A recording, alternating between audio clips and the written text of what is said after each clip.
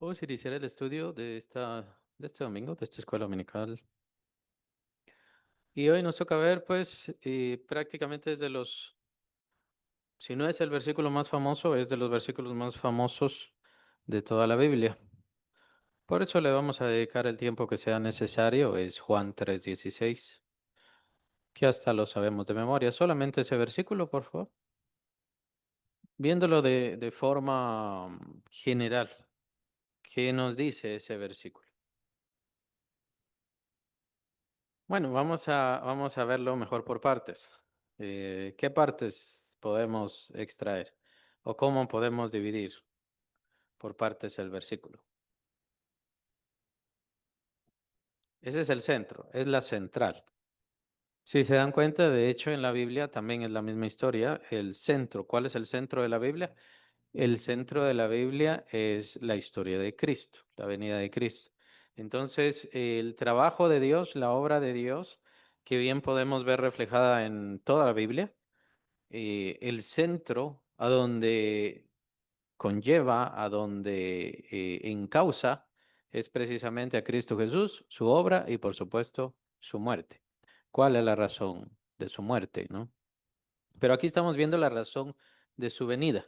Y por supuesto, ya cuando habla lo de la salvación, entonces ya se infiere cuál es su muerte. Además, Cristo ya había hablado de su muerte, ¿se acuerdan? Lo vimos la semana pasada.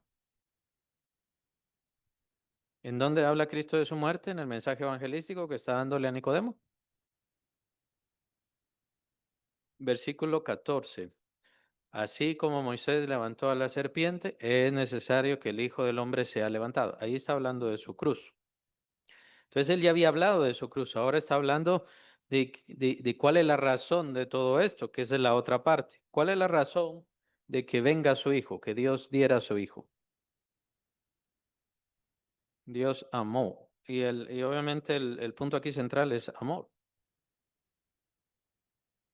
o la palabra clave, si quieren verla así. Aquí estamos descubriendo entonces una de las razones, simplemente Dios amó. Ya vamos a entrar y a profundizar más en esto, pero Dios amó. Y el apóstol Pablo en capítulo 1 de Efesios nos dice que Él nos amó por puro afecto de su voluntad. Esto quiere decir que Él simplemente quiso amarnos. No hay ninguna razón, no hay ningún porqué. Además, recuerden que también es lo que nos indica la palabra gracia. La palabra gracia significa favor inmerecido. Entonces, nosotros recibimos el amor de Dios, que ya tomamos la gracia, pero no porque teníamos buenas aptitudes, porque había un tanto de justicia en nosotros, incluso ni siquiera podemos decir porque le buscábamos. Recordemos versículo 6, capítulo 53 de Isaías, cada cual se apartó como oveja por su camino. Todos, todos somos rebeldes. Entonces no había un no rebelde al cual Dios se amara. No había uno bueno al cual Dios se amara, capítulo 3 de Romanos. Entonces, si logramos y si nos disponemos a buscar cada vez más y más y más las razones de Dios, pues no vamos a encontrar ninguna razón más allá del amor. Simplemente fue, o como menciona Pablo, el puro afecto de su voluntad. Él quiso hacerlo y él quiso disponer el plan y él quiso establecerlo. Ahora, que todo esto tiene que ver con el amor de Dios. Vamos a ir ahondando a eso. ¿Y cuál es la otra parte? En el versículo.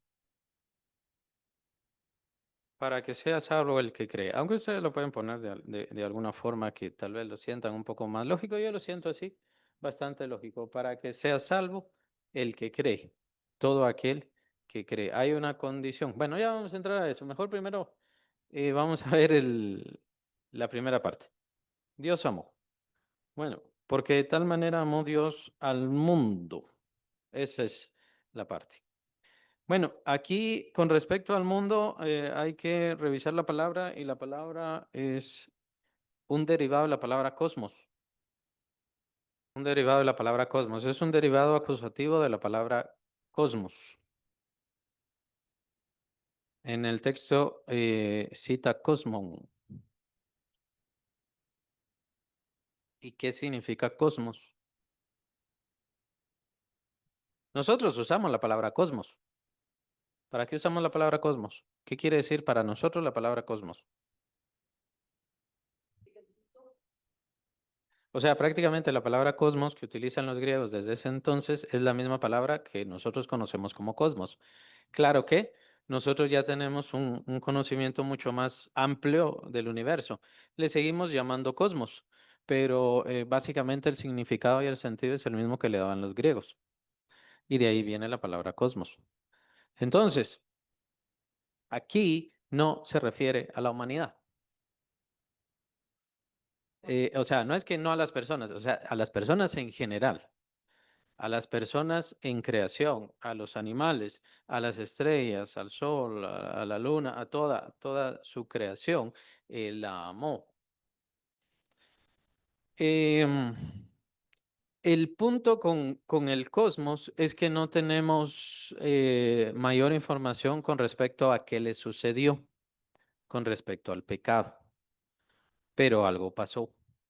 Capítulo 8 de Romanos, les recomiendo que lo lean, que lo busquen, pero en realidad solamente tenemos unos cuantos fragmentos de información que nos da obviamente el ser más informado en esta cuestión, que sería el apóstol Pablo, porque el apóstol Pablo fue al tercer cielo y fue al paraíso también.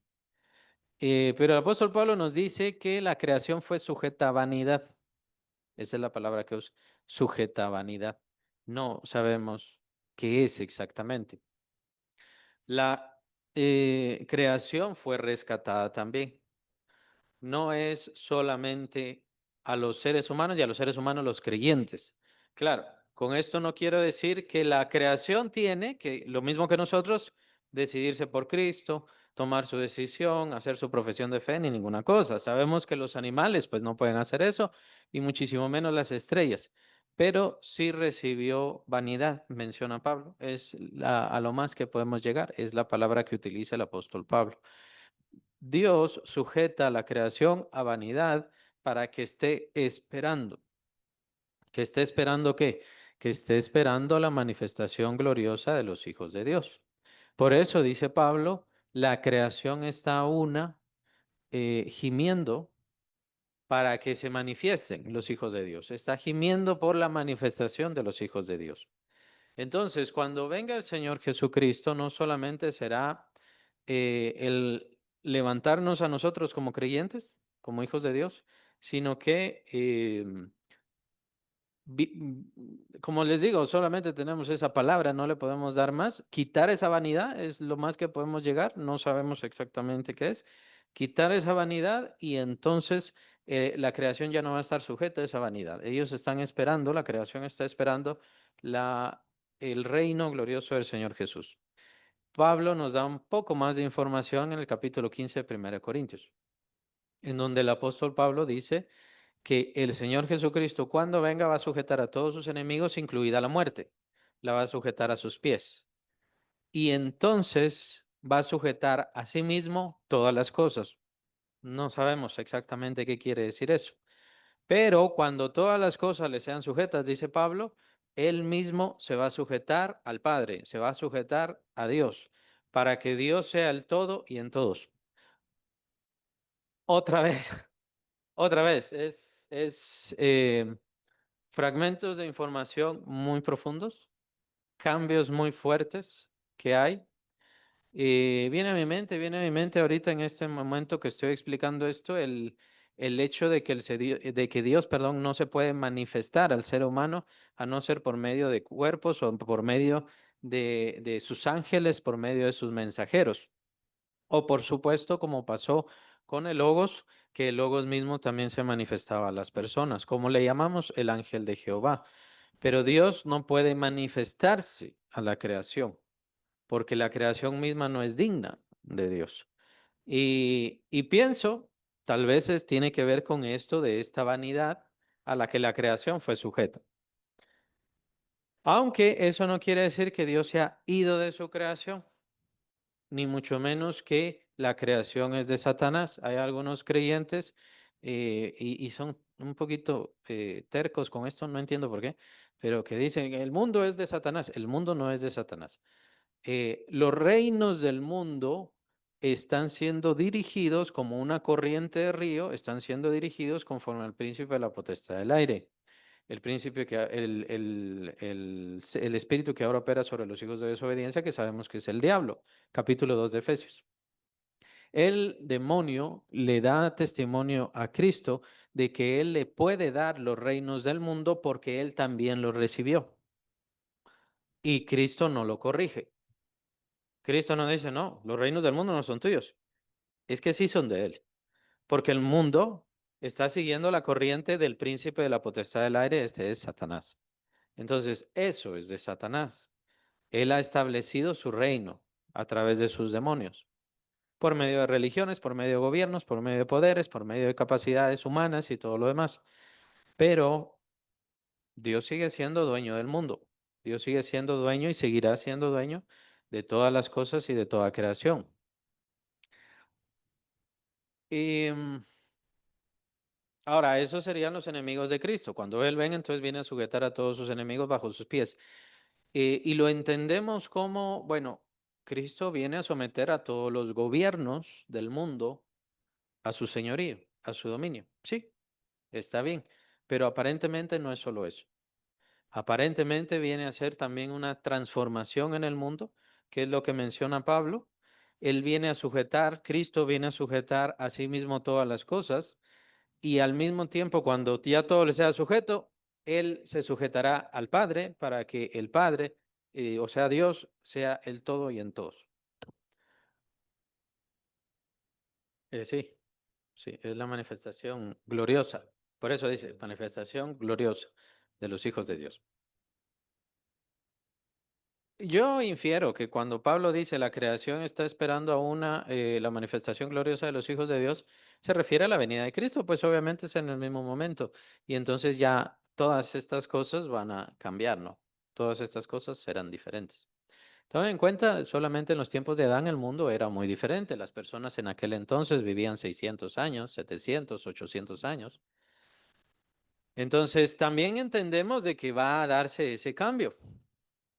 Va a darse esa transformación y no digamos con nuestros cuerpos, esto es algo que nos toca a nosotros nada más como hijos de Dios, los que hemos venido a Cristo, el hecho de que nuestro cuerpo, capítulo 3 de Filipenses, indica, y de hecho es el último versículo de ese capítulo, que nuestro cuerpo será transformado y recibirá la gloria del cuerpo de Cristo. Entonces, también el apóstol Pablo recibió todas estas visiones y revelaciones. Entonces, ciertamente nosotros no vamos a necesitar ciertos cambios en el sol o en la luna para poder sobrevivir, porque de todas maneras ya tenemos la vida eterna, pues Cristo Jesús está en nosotros. Entonces, y por eso es que tiene mucho que ver el Espíritu Santo que está en nosotros. Hay otra, no recuerdo en este momento el lugar, perdón, pero sí menciona Pablo de que seremos resucitados por el Espíritu Santo que está en nosotros. Esa es la señal. Entonces, quienes no tienen el Espíritu Santo no podrán levantarse en gloria, ¿verdad? Bien, es bien interesante todo esto y esa es la razón por la cual vino Cristo. Esa es la razón. Es decir, Dios no quería que su creación se arruinara, se corrompiera completamente. Pero la pregunta sería, ¿estaba mal? ¿Estaba dañada la creación? Pensemos. Nosotros, ciertamente que sí, nosotros ya estábamos condenados. Todo ser humano, sin excepción, ya estábamos condenados. Ya había una sentencia contra nosotros. De todas maneras, aunque niños murieran y todo lo demás, no podían llegar al cielo. ¿Por qué? Porque nadie era justo. No había justificación. Y simplemente con el hecho de nacer siendo humano, ya se trae esa naturaleza pecadora o lo que Pablo llama el pecado que mora en mí, el pecado que mora en mis miembros. Por lo tanto, ninguna persona era digna de estar ahí. El mundo necesitaba el rescate, necesitaba el derecho, eso sí no lo tenía Cristo, ¿verdad? Por eso esta cuestión de la autoridad es bien importante y bien necesaria en el reino de los cielos, es bien importante. Más o menos tiene que ver como la autoridad de un papá, de una mamá. Es bien importante conservar y preservar esa autoridad, porque esa autoridad es la base que mantiene y que sostiene a la familia. Y el círculo familiar, me refiero. Si los hijos le pierden el respeto al papá, ¿qué pasa? Los hijos no tienen madurez como para dirigir sus vidas. ¿Quién tiene madurez para dirigir sus vidas? Se supone que el papá. Pero quien debería tener la madurez no la tiene porque ha perdido la autoridad. Entonces, ¿qué pasa con los hijos? Se descarría. ¿Se recuerdan lo de los valores que estábamos hablando? Si no estoy mal, fue la semana pasada, con respecto a los valores. ¿Qué pasa con la familia? La familia es integral para que la persona, para que el ser humano que salga de esa familia, de ese seno, si quieren le llamamos así, tenga valores, porque los valores lo van a sostener a lo largo de su vida. Pero ahí es donde es tan importante la autoridad del papá. Y claro, el papá tiene autoridad simplemente por ser papá, pero y también tiene que dar el ejemplo. Por eso también tiene autoridad. También tiene que sostener, o sea, tiene que ser responsable en lo que le toca como padre, como proveedor y la madre como cuidadora, protectora, amorosa y todo lo demás. Se pierde eso y ¿quiénes resultan dañados? Los hijos. Los hijos y por supuesto la familia queda desintegrada. Un papel que le llamamos matrimonio o papel matrimonial o cédula matrimonial, por así decirlo, no sirve de nada. Eso no une a una familia. Son los conceptos, las convicciones y los valores son los que unen a una familia. En el caso de la autoridad con respecto al mundo, hasta donde sabemos, Dios le entrega autoridad al ser humano. Dios le entrega la autoridad al ser humano. Por eso le dice, multiplicaos, llenad la tierra, sojuzgadla. ¿Se recuerda? Sojuzgadla.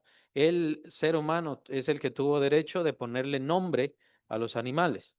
Esto fue dado por Dios. Dios le da el derecho al ser humano.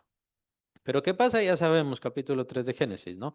El hombre peca y entonces el hombre cae, casi que ahí sí le podemos llamar cae de la gracia de Dios, ya no tiene la relación con Dios, pero acuérdense que no es solamente él.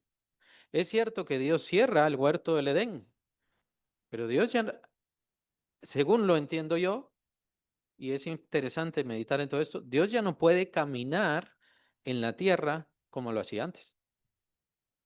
Le podemos llamar maldecida. Pablo, como les dije, capítulo 8 de Romanos, le llama vanidad. Dios sujetó a vanidad la creación. Es como si la creación misma no fuera digna de Dios. Y esto fue parte de la misma idea de Satanás, de que el hombre perdiera autoridad y de sacar a Dios de su tierra, de su creación, de su mundo, por así decirlo. Pablo dice capítulo 1 de Romanos, que el eterno poder y la deidad de Dios se hacen claramente visibles con las cosas que han sido creadas. Pero es el eterno poder y la deidad de Dios. O sea, la creación tiene el sello de Dios, la firma de Dios, la manifestación de Dios. Pero Dios ahí no está moviéndose como lo hacía cuando fue el huerto del Edén y cuando fue toda la creación. Entonces, hasta ahí podemos llegar, concluir que esa vanidad de la creación es precisamente porque esta creación que nosotros vemos no es digna de ver a Dios. Por eso es que nosotros estamos sujetos a solamente causa, consecuencia y diferentes cosas así. Por eso es que nosotros no podemos no tenemos la facultad de comunicarnos con los seres espirituales. Por eso es que muchos pues ni siquiera tienen esa percepción o comprensión. Y tal vez esa es la razón precisamente por lo cual es tan indispensable la fe. Porque habrá gente que diga, no, yo quiero una señal y yo quiero ver a Dios. Es que es imposible, no va a ver a Dios. Yo quiero ver a Cristo Jesús, no lo va a ver. Para empezar, Él está en el trono glorioso. Entonces está a la diestra del Padre Celestial. Entonces no lo va a ver, punto. Pero consideremos que este mundo está sujeto a tal vanidad que Cristo Jesús no puede caminar como quisiera y como debería, porque Él ya es el dueño de todas las cosas. Pero Él no lo puede hacer. Y aunque aquí está su presencia, sí, pero está por medio del Espíritu Santo. Ahí está su presencia, por medio del Espíritu Santo. Es el Espíritu de Dios el que hace presente a Cristo Jesús en nuestras vidas y en el caso de esta reunión y de esta congregación de hermanos es siempre el Espíritu Santo. Hay creyentes que quieren tener una relación literal, física, si quieren verlo así, con Dios, pero es que no se puede porque la creación fue sujeta a vanidad y no podemos desarrollar tanto eso porque esa es la única palabra que nos da Pablo. Entonces, Dios no puede caminar así entre nosotros porque la creación está sujeta a vanidad. Ese cambio, esa transformación vendrá, como dice Pablo en el capítulo 15 de 1 Corintios. Tomen en cuenta cuán terrible es el pecado. Tomen en cuenta cuán espantoso es el pecado, que hizo no solamente que nosotros nos separemos de Dios y Dios tiene que separarse de nosotros, sino que también tiene que separarse de todas las cosas, de su creación misma. Y no porque la creación tuviera pecado o recibiera pecado, sino que la creación fue sujeta a vanidad a causa del pecado, por culpa del pecado. Y fue entregado el señorío humano, entregado a Satanás. Que de hecho eso es lo que algunos concluyen. No puedo decir sí o no, no puedo decir estoy seguro yo, no lo puedo decir. Pero algunos concluyen que es esa la razón por la cual en el capítulo 1 del libro de Job entra Satanás a la presencia de Dios. Tome en cuenta que Satanás ya es rebelde. Y de más que rebelde es el acusador nuestro, es nuestro acusador, lo menciona el Señor en Apocalipsis, en el libro de Apocalipsis. Pero ¿por qué Satanás tiene derecho si él ya se rebeló contra Dios? ¿Por qué Satanás tiene derecho si él ya está estableciendo aquí su reino en contra de Dios? ¿Por qué tiene derecho? Algunos concluyen, yo estoy algo así como un 70% sí, 30% no sé. Algunos concluyen que es el señorío que Dios le entrega al hombre, lo tomó Satanás. Y por eso es que él tiene esa autoridad. Por eso les digo, en el cielo la autoridad es bien importante. En el cielo, la autoridad, el honor, la dignidad, la exaltación, el renombre es importante. Importantísimo en el cielo. ¿Por qué? Porque en el cielo no hay malo y bueno. No hay maldición y bendición. Todo es bendición, todo es bueno. Pero entonces, ¿cómo están las evaluaciones ahí? Por medio de las autoridades, por medio de los talentos, por medio del juicio de Dios, por medio del establecimiento que Dios da. Es bastante profundo esto, bien importante. Entonces, tomen en cuenta que el Hijo de Dios fue entregado precisamente para el rescate de toda la creación. Habiendo ya definido, nosotros, por supuesto, sí, íbamos a condenación y ciertamente nosotros no podíamos entrar a la presencia de Dios. Eso lo tenemos que dejar bien establecido. Pero en realidad el rescate es para todas las cosas.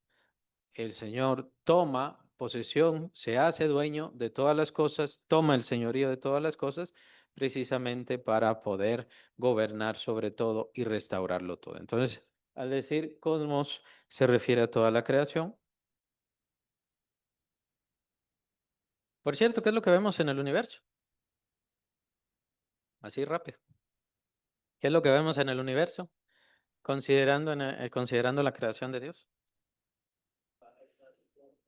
Tiene un propósito con el universo. ¿Y cómo lo vemos ahorita?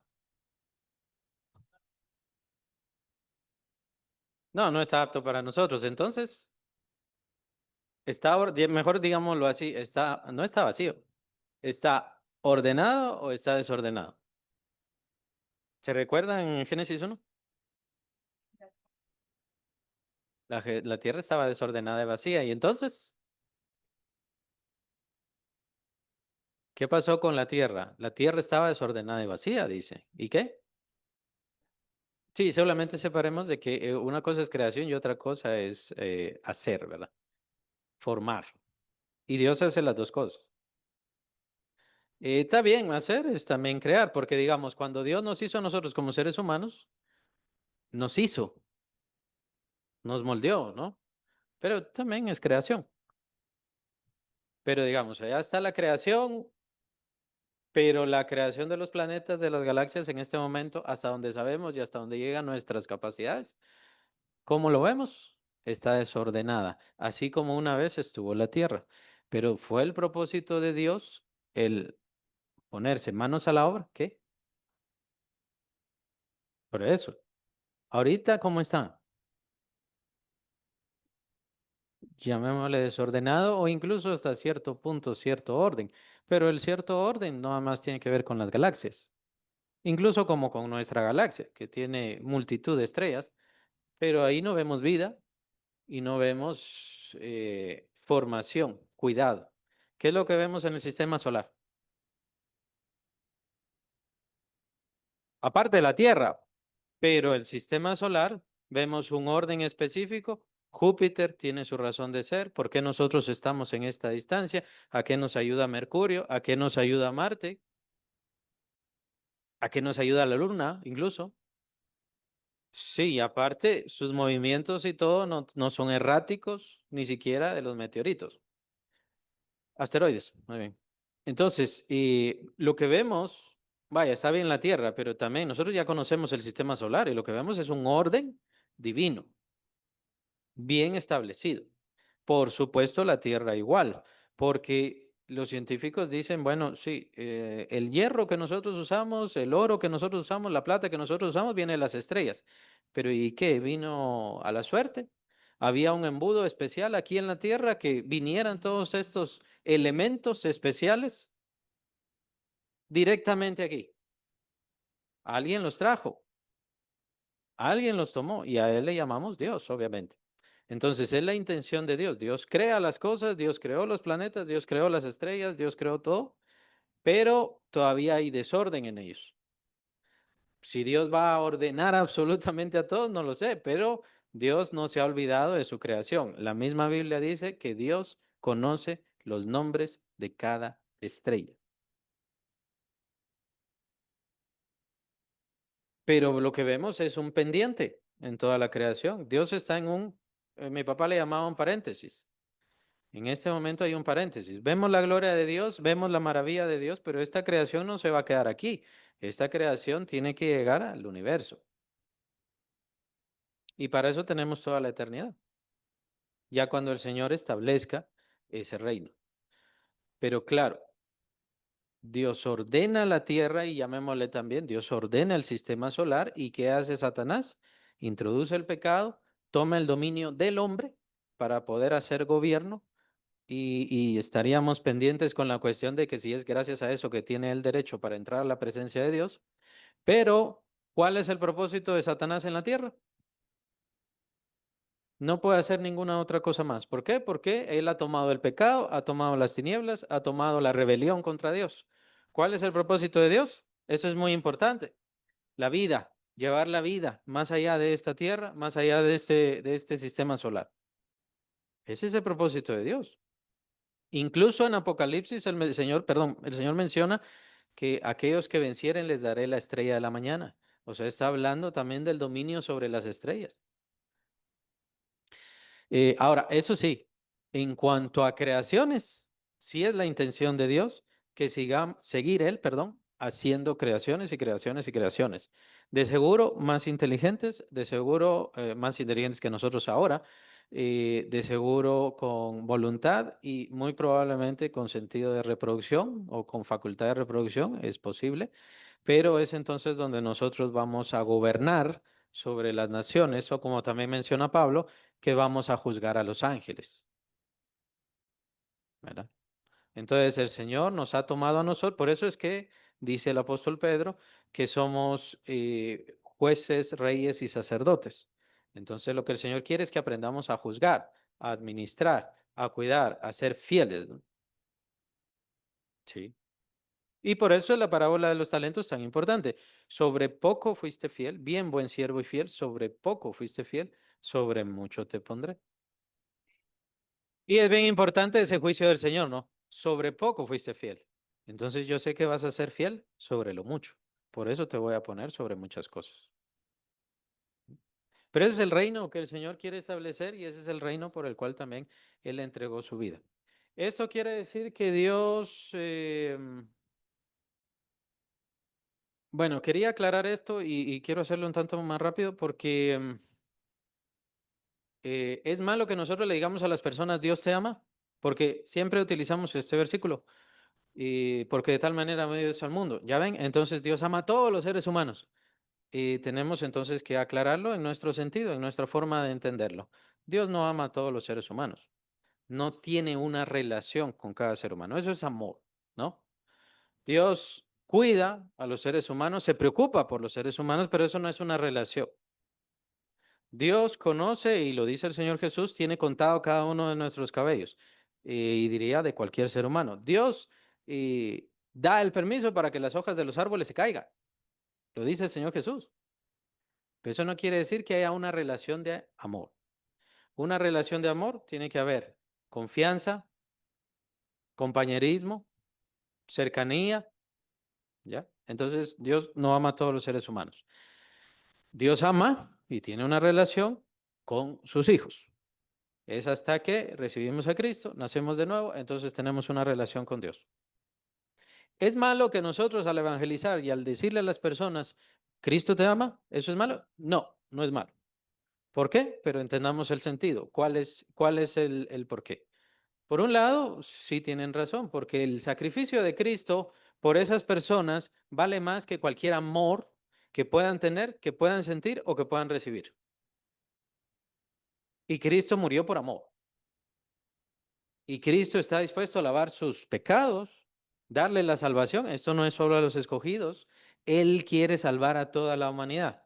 Hay escogidos y a veces nos perdemos en el sentido de los escogidos, pero Dios quiere que todos procedan al arrepentimiento. Lo dice la Biblia, lo dice el apóstol Pedro. Dios quiere que todos se arrepientan. Entonces, Cristo murió para salvar a todos y para ofrecer salvación a todo ser humano.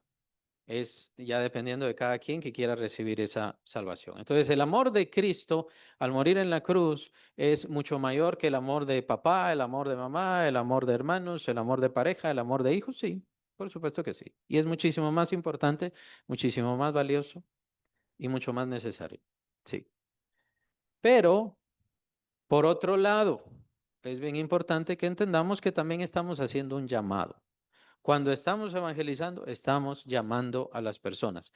Y estamos llamando y estamos buscando especialmente a los escogidos. No vamos a entrar a ese tema ahora, pero estamos buscando a los escogidos. Entonces, ¿quiénes son los escogidos? No tenemos ni la menor idea. Hay escogidos entre los pobres, hay escogidos entre los ricos, hay escogidos entre los letrados, entre los no letrados, no importa. No sabemos, no tenemos la menor idea, pero los estamos buscando. Por eso es que nosotros somos, dice el Señor a Pedro, pescadores de hombres. Nosotros echamos la red. Acuérdense que es el ser pescador de aquel entonces, o sea, echar la red. Y echar la red significa, ya saben, aquella, ¿no? Aquella red grande para poder abarcar el mayor número posible de pescados o los mejores posibles. Y, ¿cuál es la mejor forma de entender esto? La mejor forma de entender esto es en el Sermón del Monte. Después de las bienaventuranzas, dice el Señor Jesús, vosotros sois la luz del mundo. ¿A quiénes les dice vosotros sois la luz del mundo? Ahí, en el Sermón del Monte, más o menos se entiende que eran como 5,000 personas, pero se lo dijo a todos, fue una predicación a todos. Ahora, ¿esos 5,000 todos llegaron a ser la luz del mundo? No. Entonces, ¿qué estaba haciendo Cristo? Echando la red. Estaba haciendo un llamado. Cuando nosotros decimos, Cristo te ama, lo que estamos haciendo es echar la red, hacer un llamado.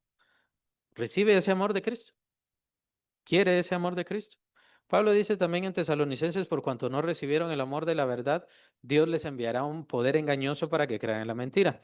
Entonces, el Evangelio es un mensaje de amor. Entonces, Dios está con amor llamando al ser humano. Y ellos, al despreciar el Evangelio, están despreciando el amor de Dios. ¿Sí? Entonces, no están equivocados, solamente entendamos bien.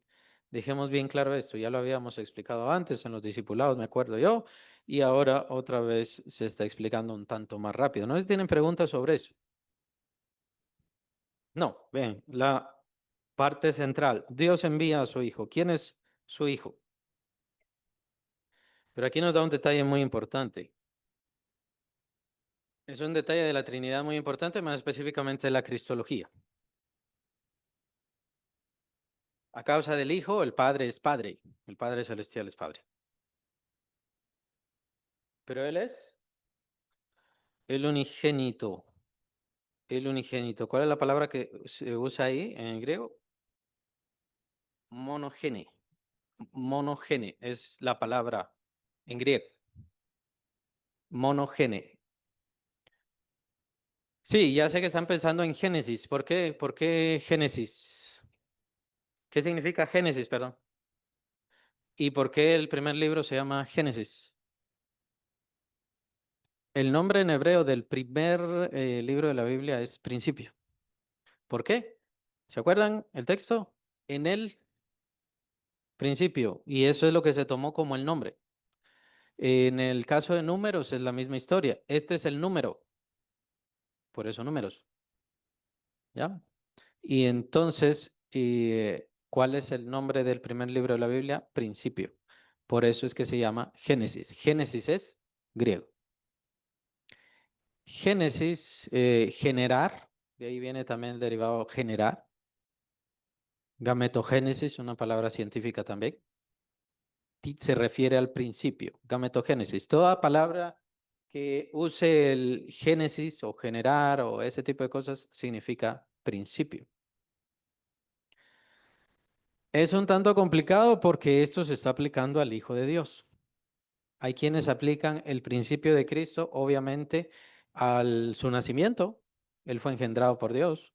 Pero hay, según la teología, se aplica la paternidad del Padre Celestial y la existencia del Hijo como generado por Dios, o engendrado por Dios más bien, desde la eternidad. Así se comprende. Por eso es que se conoce en los credos de la iglesia que Jesucristo ha sido engendrado, pero no creado. Esos son los credos primeros de la iglesia. Jesús, al tratar de entender la Trinidad y formalmente la gloria y la deidad del Hijo de Dios, de la segunda persona de la Trinidad. El Señor Jesucristo siempre fue hijo, o sea, el Logos siempre fue hijo y siempre fue el amado, como es otro nombre que utiliza el apóstol Pablo. Y por supuesto el Padre siempre fue el Padre del Hijo y ama al Hijo y todo lo entrega al Hijo y todo lo hace por el Hijo. Por eso es que Él es el Hijo de Dios, Él es el amado por Dios, por sobre todas las cosas. Y Él es el heredero, Él es el heredero, el dueño de todo, por quien Dios hace todas las cosas, por Él y para Él. Estaríamos hablando de las profundidades de la teología y más exactamente la cristología. Mono, uno, eso es lo que quiere decir, uno. ¿Verdad? Por eso es diferente del primogénito. Primogénito. Ese es el primero. Este es el uno, el único que fue engendrado. Nosotros, es cierto que recibimos el Espíritu Santo, es cierto que recibimos la naturaleza de Cristo, pero no somos engendrados por Dios. De hecho, tenemos la naturaleza de adoptados, más exactamente. Y es una naturaleza de adoptados. El apóstol Pablo utiliza este término, somos adoptados, según los términos de la Roma antigua. Y según los términos de la Roma antigua, el adoptado sí era hijo natural, según la ley. Recibía derechos, recibía herencia, recibía el nombre y no se podía hacer diferencia entre los demás hijos naturales. Pero no era hijo natural, punto. No era hijo natural. Octavio fue adoptado por Julio César. Y por eso es que él recibió el derecho de ser emperador y lo tomó, por cierto. Y entonces, ¿qué pasa? Así como Julio César lo ponen como que era una deidad, como que era Dios. Entonces, ¿qué pasa con Octavio? Por eso él también se pone como que era Dios o hijo de un Dios. Por eso es que el nombre del mes agosto es gracias a Octavio César. Eso es en cuanto a nuestras diferencias. Sí tenemos la esencia de Dios, sí tenemos la semilla de Dios, sí tenemos la naturaleza de Dios, pero no hemos sido engendrados por Dios. Ese engendrar es muy distinto y es solamente dado y dejado al Hijo de Dios, al Señor Jesucristo. Y no puede ser que hay quienes piensen, bueno, esto se refiere solamente cuando el Señor Jesús viene al mundo, pero según se comprende, la paternidad de Dios Padre y el ser engendrado del Hijo viene desde la eternidad anterior o la eternidad primera. Entonces, por así decirlo, el Logos desde siempre fue Hijo y el Padre Celestial desde siempre fue Padre. Y es gracias al Hijo que el Padre crea todo, lo hace todo por Él y lo entrega todo a Él. Eso es lo que significa unigénito. Es una clave muy interesante que nos da y es el Señor Jesucristo, por cierto, quien nos da esta clave. Claro, quien la registra es el apóstol Juan, pero es una clave importantísima, el unigénito del Padre. Él para siempre va a ser el unigénito del Padre y como les decía, el credo de la iglesia es engendrado, no creado. El Hijo de Dios es engendrado, no creado, ¿verdad? Aunque hay un orden en la Trinidad, esto no quiere decir que hay mayores en la Trinidad. El Hijo se sujeta al Padre, pero el Padre también está sujeto al Hijo, están sujetos al Espíritu Santo. Y con respecto al Espíritu Santo, lo que se entiende es que, más que nada, la idea es de respirar, lo que sería la expiración. El Padre y el Hijo expiran al Espíritu Santo. Em, Son las características a donde llega nuestra comprensión eclesiástica, ¿verdad? Como iglesia, tratando de comprender la Trinidad. Y la última parte, el unigénito, dado a su unigénito, a su hijo unigénito. Bueno, entonces aquí esto nos centra en el valor de Cristo, ¿no? ¿Cuál es el valor de Cristo? El valor de su ser, el valor de quién es. Él es el unigénito del Padre, es el único que el Padre va a engendrar desde la eternidad y hacia la eternidad. No va a engendrar nadie más. Entonces su valor es inconmensurable. El valor de su vida es impresionante. ¿Por qué es importante comprender el valor de la esencia divina de Cristo Jesús? Porque esto va a dar peso a comprender el sacrificio de Cristo. ¿Cómo es posible que un hombre nada más pueda cargar los pecados? Sí, lo que pasa es que es el unigénito del Padre. O sea, su valor es inconmensurable. ¿Cómo es posible que la sangre de Cristo va a rescatarnos de todo? Sí, lo que pasa es que es la sangre del unigénito, del único que Dios engendró. Y ya no va a engendrar más y no hay otras sangres y no hay otra sangre que valga más. Aunque los ángeles, si tuvieran sangre, entregaran su sangre, no valdría de la misma manera suficiente como para pagar el rescate de la humanidad. Y sí, si la humanidad recibiera a Cristo, se entregara a Cristo y quisiera volver a Dios, la sangre del Señor Jesucristo es suficientemente capaz, suficientemente poderosa, suficientemente valiosa como para rescatar y dar el pago de rescate de toda la humanidad. Y por esa razón también es que, sí, es que fueron asesinos. El Señor pagó el pecado de los asesinos, el pecado de los violadores, el pecado de quien quiera que sea. Los pagó. Pero claro, esa persona se tiene que arrepentir y tiene que ser llamada por Dios hacia la eternidad. Ya entraríamos a otras cosas, ¿no?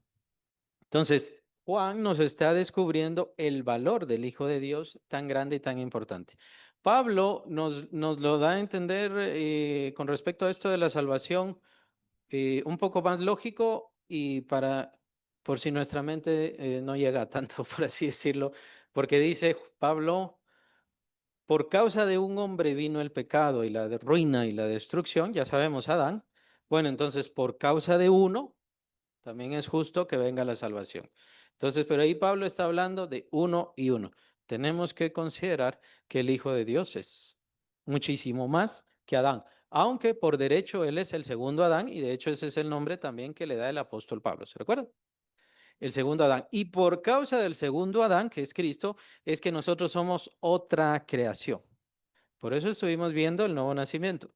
Los seres humanos naturales no son como nosotros. Nosotros somos otra creación. Nosotros venimos del segundo Adán. No los estamos desechando y menospreciando, más bien les estamos haciendo el llamado para que vengan a la fe y reciban a Cristo y reciban la salvación. Pero ya depende de ellos. Ellos son los que quieren seguir en pecado y en maldad. Nosotros somos otra creación. Tenemos otro sentido, tenemos otro propósito, tenemos otro futuro. Tenemos un llamado eterno y una esencia eterna también. ¿Se entiende lo del valor de Cristo? El valor de Cristo, porque Cristo Jesús vale más que el mundo, vale más que el sistema solar, vale más que la galaxia, la Vía Láctea, vale más que todas las galaxias, vale más que todo el universo. Sí, sí. Sí, no, pero estamos viendo el valor de su vida. Por el valor de su vida tenemos que entender que Él es mucho más importante que los ángeles, que los principados, que el universo, que cualquier otra cosa creada.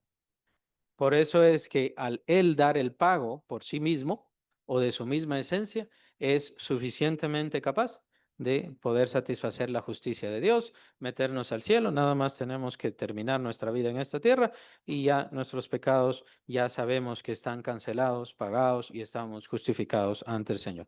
Y es esa la razón por la cual viene el Espíritu Santo a nosotros. Viene el Espíritu Santo a nosotros porque nosotros ya somos completamente justificados por la sangre del Cordero, por la sangre del Cordero. Los religiosos dicen, ¿cómo es posible que solo creer en Cristo y ya estuvo? Ya con eso ya me salvé. Lo que pasa es que no creen en el Hijo de Dios, que es la tercera parte, ¿no?, del texto. No creen en el Hijo de Dios. Y esa es una muy buena forma de verlo.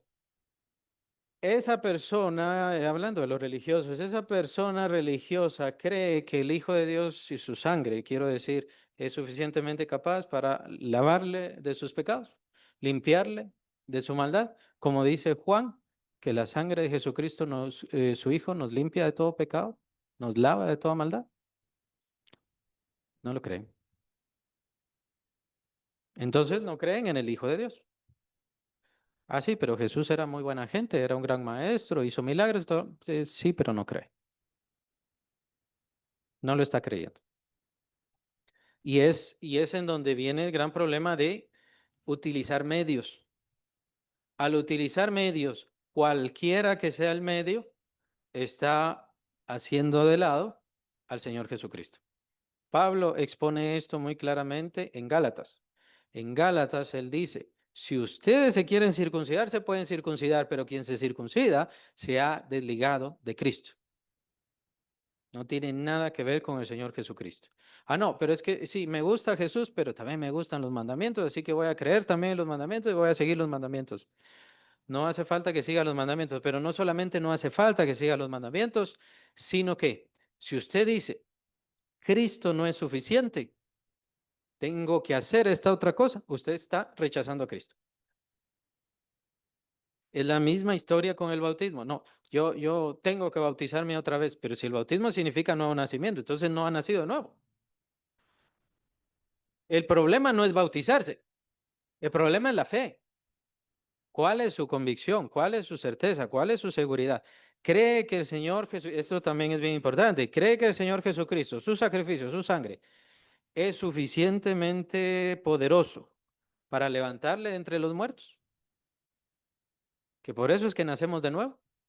Vosotros estabais muertos en vuestros delitos y pecados, lo dice Pablo capítulo 2 de Efesios. Estábamos muertos en nuestros delitos y pecados. Creo yo que en el Señor Jesucristo y que es suficientemente poderoso para darme vida. En Él está la vida. Hay muchos religiosos que no. Dicen sí creo en Cristo, pero no creen en una nueva vida. Y muchísimo menos le están viviendo. Los cristianos. Hay cristianos que ya no creen en el nombre del Señor Jesús. Por eso dicen en el nombre del Padre, en el nombre del Hijo, en el nombre del Espíritu Santo, cuando terminan de orar, y eso no es así. Esa manera solamente se aplica en el bautismo porque estamos haciendo una declaración y estamos invocando el nombre del Dios Trino. Nada más. Pero en la oración, claramente dice el Señor Jesús, pidan en mi nombre. Y lo dice varias veces, en mi nombre. ¿Por qué? Porque Él hizo la gracia, Él se sacrificó, Él abrió las puertas, Él nos lleva a la presencia de Dios. No necesitamos a nadie más, no necesitamos intermediarios, eso dicen los religiosos. Pobrecitos los evangélicos que solamente le piden a Jesús. En cambio, nosotros los religiosos somos alegres, somos contentos, le pedimos a un montón de santos, le pedimos a María, le pedimos, tenemos mucha compañía, dicen eso. No, lo que pasa es que tiene falta de fe. No cree en el Hijo de Dios. Entonces viene la gran cláusula, ¿no? Para que todo aquel que en él crea no se pierda, sino tenga vida eterna. La salvación no se aplica a todos, la salvación se da solamente a aquellos que creen en el Hijo de Dios. Y ahorita vimos un ejemplo muy importante. ¿Cree esa persona? Ah, no, pero yo sé de Jesús, pero ¿creen en Jesús? Hay muchos religiosos que saben de principio a fin la historia de Cristo y de seguro se la saben hasta en latín, pero creen. Y es entonces donde viene, no, tenemos que confesarnos, no, tenemos que hacer esto, no. Ni siquiera después de confesarse y pasar una vida religiosa puede entrar al cielo, ni siquiera así, tiene que irse al purgatorio. Ni siquiera teniendo una vida religiosa, o sea, ni siquiera le tienen confianza a su vida religiosa, porque no pueden, no pueden tener esa confianza con respecto a los santos, porque a veces los santos contestan y a veces no, pero Cristo Jesús sí es suficientemente poderoso. ¿Saben qué? Es un ejemplo, solamente con esto termino, es un ejemplo clásico, fácil y muy sencillo. El ejemplo del ángel de Jehová. El ejemplo del ángel de Jehová, que Dios le dice al pueblo de Israel, mi ángel irá contigo y mi ángel los va a introducir a la tierra prometida.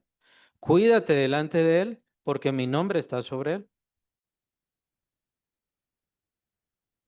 Y supongo yo que los israelitas dijeron, solo un ángel nos va a dar, solo es un ángel. Pero es que no sabían cuál era el ángel. No sabían que el ángel de Jehová en realidad era la presencia del mismo Jesucristo, quien es el que se manifiesta a Josué y quien recibe reverencia porque él es el príncipe de los ejércitos. Así se presenta, el príncipe de los ejércitos de Jehová.